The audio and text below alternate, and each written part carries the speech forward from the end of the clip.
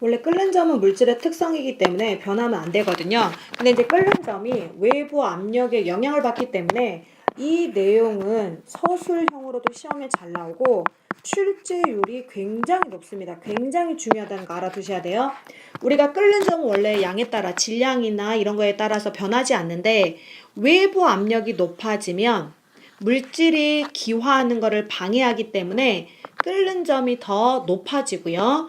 외부 압력이 낮아지면 끓는 점은 더 낮아집니다. 그래서 이거를 꼭 기억을 하셔야 돼요. 그래서 우리 주변에 외부 압력이 높아서 끓는 점이 높아진 경우가 첫 번째, 이거 꼭 기억하세요. 압력솥에 밥을 지으면 끓는 점이 더 높아져요. 그러면 끓는 점이 높아지면 끓는 데는 시간이 조금 더 걸릴 수는 있지만 일단 끓기 시작하면 굉장히 밥이 잘 익는 거죠. 그래서 더 밥이 빨리 되고, 그 다음에 높은 산의 경우는 압력이 낮죠. 밥이 설익어요. 그래서 냄비 뚜껑 위에다가 돌을 올려놓으면 압력이 높아지니까 끓는 점이 높아져서 밥이 잘 되겠죠.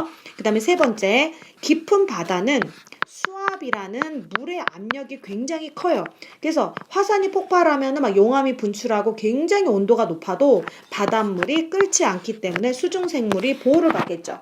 근데 이제 우리 주변에서 반대로 외부 압력이 낮아져서 끓는 점이 낮아지는 경우는 우리가 이제 요거를 갖다가 이따 설명을 할 건데 찬물로 더운 물 끓이기라는 표현으로 나오는데 이건 이따 설명할게요. 둥근 바닥 플라스크, 이제 이미 끓어있는 물이 들어있는 플라스크를 뒤집어서 이제 뚜껑을 막은 다음에 나중에 찬물을 부으면 이제 누가 외부에서 열을 가해주지 않았는데도 이제 물이 끓기 시작해요. 그 다음에 여기 보시면은 높은 산에서 밥을 지으면 아까 얘기했죠. 압력이 낮아지기 때문에 물이 100도가 아닌데도 단 1기압일 때 100도가 끓는 점이죠. 물에 끓는 점. 1기압이 그러니까 안 되죠. 그래서 쌀이 설리고요.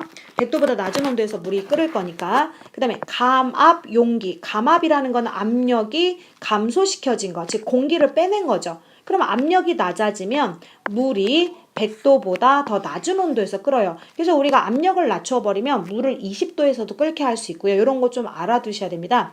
그래서 주의하실 게 우리가 100도씨에서 끓으면 모두 물이다 그러면 거짓말이에요. 반드시 우리가 끓는 점은 실은 뭐를 꼭 얘기해줘야 되냐면 압력을 얘기해줘야 되는데 물의 경우 끓는 점 물의 경우는 여러분이 100도라는 말을 하실 거면 앞에 꼭 뭐라고 얘기하셔야 되냐면 1기압일 때 물은 끓는 점이 얼마다. 그렇죠. 끓는 점이 100도씨다 라고 해주셔야 됩니다.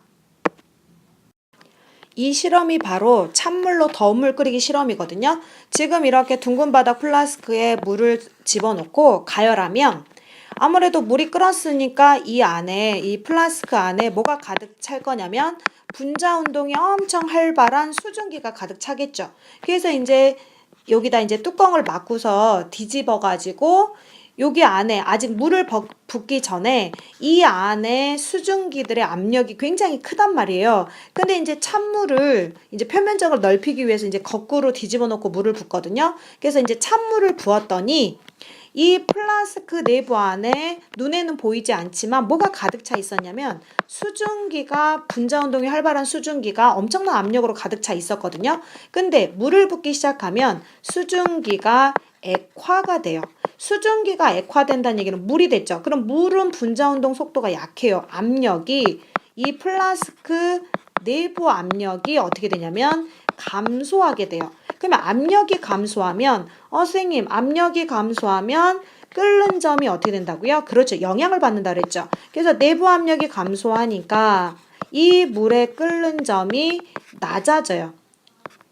미안합니다. 낮아집니다. 끓는 점이 낮아지면 지금 저 플라스크 내부는 100도가 아닐 거란 말이죠. 그럼에도 불구하고 잔잔했던 수면이 바글바글 다시 뭐 하기 시작하냐면 끓기 시작해요. 이런 내용들을 혹시 만약에 학교 선생님들이 강조하시면 이런 내용들을 서술하실 수 있어야 돼요. 뭐라고 하셔야 된다고요? 찬물을 부으면 수증기가 액화하고 플라스크 내부 압력이라고 꼭 써주셔야 돼요. 압력 낮아지고 압력 낮아지면 끓는 점이 낮아져서 물이 100도보다 낮은 온도에서 끓는다라고 하시면 됩니다. 다음에 이제 녹는 점과 끓는 점과 물질의 상태에 대해서 알아볼 텐데요. 어떤 물질의 녹는 점보다 낮은 온도. 보통 어떤 물질의 녹는 점보다 낮은 온도에서는 이 물질이 녹지 않겠죠. 그럼 무슨 상태로 존재한다? 고체 상태로 존재하고요. 이 물질의 녹는 점보다는 더 높은 온도인데 현재 온도가 근데 이 물질의 끓는 점보다는 온도가 낮을 때는 그렇죠. 액체 상태로 존재하고요.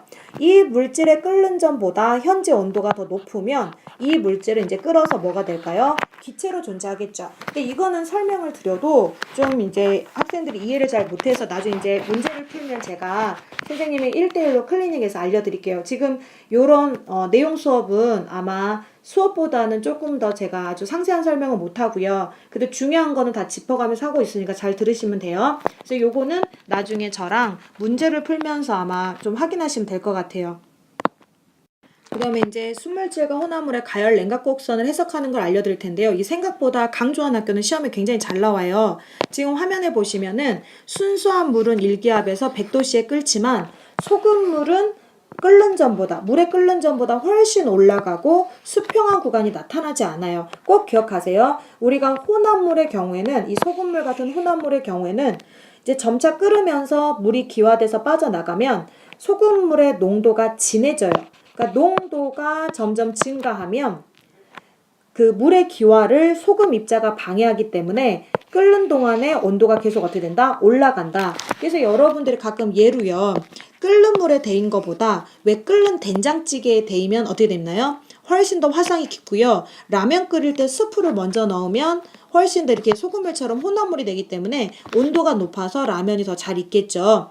그 다음에 오른쪽에 보시면 이번에도 마찬가지 이제 냉각을 시켰더니 순수한 물의 경우는 0도에서 얼었거든요. 어차피 녹는 점이랑 어는 점은 같죠. 근데 이제 소금물의 경우는 물이 어는 걸 방해하기 때문에 훨씬 더 어는 점이 어떻게 된다? 낮아지는 거죠. 그래서 소금물, 즉 혼합물의 경우가 지금 여러분이 보시는 이 두 그래프는 다 무슨 혼합물이냐면 고체 액체 혼합물입니다. 고체 액체 혼합물은 끓는 점은 더 높아지고 어는 점은 어떻게 된다? 낮아진다. 그러면 여러분들이 지금 이렇게 우리가 소금물처럼 혼합물을 만들어서 이렇게 물질의 어는 점보다 낮춘 예를 알아두셔야 되거든요. 이런 예가 시험에 잘 나오는데 제가 다 필기를 할 수 없기 때문에 지금부터 말로 설명할 거거든요. 여러분들 우리가 자동차 냉각수는 우리가 겨울에 얼지 말라고 부동액이라는 혼합물질을 넣어주거든요. 그러면 어는 점이 낮아서 잘 얼지 않고 그 다음에 하나 더 옆에다 써볼까요? 여러분들이 왜 빙판을 방지하기 위해서 염화칼슘 뿌리죠. 눈 내린 도로에. 그것도 이제 혼합물을 만들어서 어는 점을 낮춘 거고요. 강물보다 누가 더 잘 얼지 않나요? 굉장히 짠 바닷물이 잘 얼지 않죠. 요런 예들도 다 알고 계셔야 됩니다. 그 다음에 이제 액체 혼합물. 지금 여기 보시면 좀 전에 제가 고체 액체였죠. 이렇게 액체가 두 가지가 섞여 있죠. 그럼 순물질일 때보다 두 개 섞여 있으면 액체가 두 개 섞여 있으니까 끓는 점이 두 개 나올 것이고 만약에 세 가지 액체가 섞여 있으면 끓는 점이 세 개가 나오겠죠. 수평한 구간이. 즉 성분 액체의 개수만큼 굉장히 중요합니다. 수평한 부분이 나타나요. 근데 끓는 점이 낮은 물질이 이제 먼저 끓어 나오는데 이때 실은 그래프를 자세히 나중에 관찰을 하면 물하고 에탄올이 섞여 있는 동안 에탄올이 기화되어 나올 때 물이 에탄올의 기화를 방해하기 때문에 실은 온도가 조금 올라가요. 완전한 수평한 곡선은 실은 아니고요. 마지막에 물만 끓어 나올 때는 이렇게 수평한 곡선이 되겠죠. 그 다음에 이제 옆에 보시면 이 경우는 고체 혼합물이요. 즉 합금과 비슷하거든요.